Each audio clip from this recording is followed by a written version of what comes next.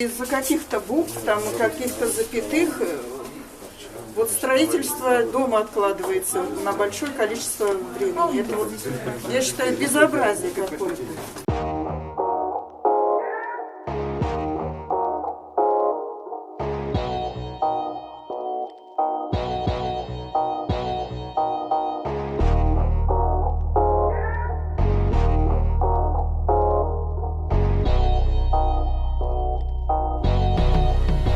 Я расцениваю действия Ресана крайне негативно.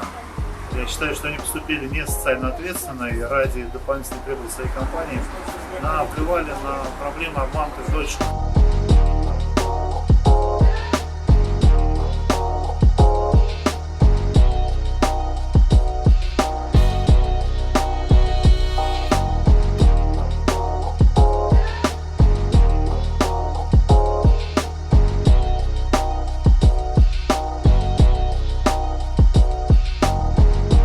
Положения, касающиеся состава документации, выделены через запятую. Запятая по правилам русского языка является знаком препинания, который ставится при перечислении, и она разделяет слова по смыслу этого слова.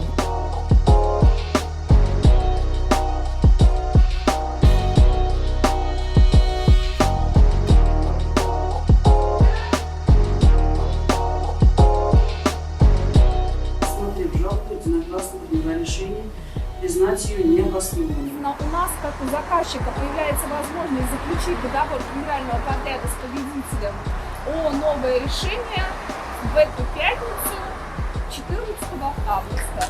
Мы заключаем договор, передаем на площадку, документацию, генподрядчик выходит на площадку.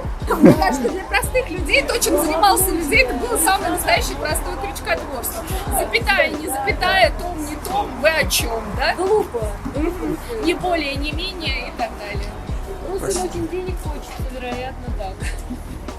Слава Богу. И надеюсь, что компания Ресан не будет подавать жалобу в течение 3 месяцев.